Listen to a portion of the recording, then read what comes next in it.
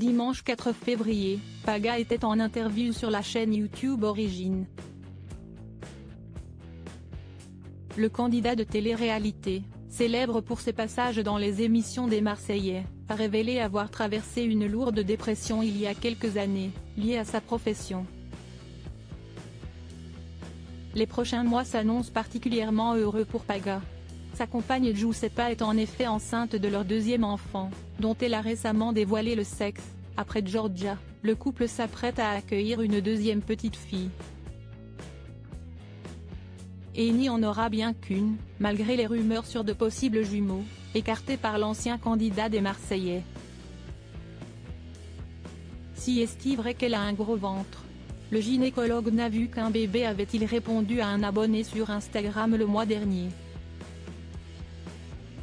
Malgré cette perspective des plus réjouissantes, Paga a accepté de se tourner sur son passé bien moins rose lors de son passage sur la chaîne YouTube Origines ce dimanche.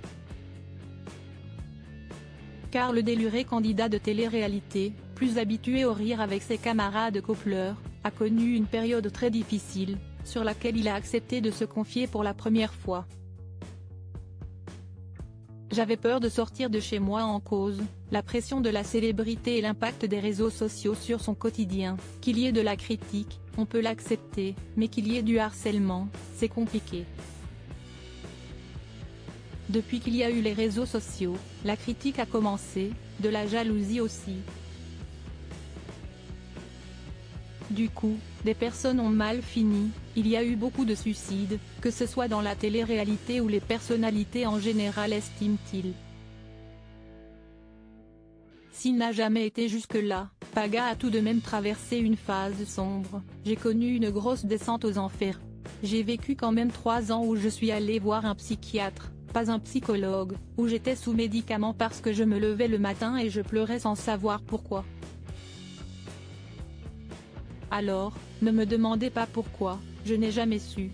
J'avais peur de sortir de chez moi, il commençait à y avoir les réseaux sociaux, c'était compliqué. J'étais enfermée dans ma bulle. Il y a aussi mon ex-copine, j'ai mal vécu notre relation, c'était un tout.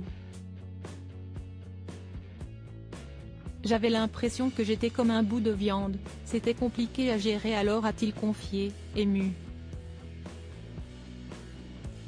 Un témoignage rare, qui pourra peut-être inciter d'autres candidats de télé-réalité à se livrer sur la pression de leur notoriété et la douleur du harcèlement sur les réseaux sociaux.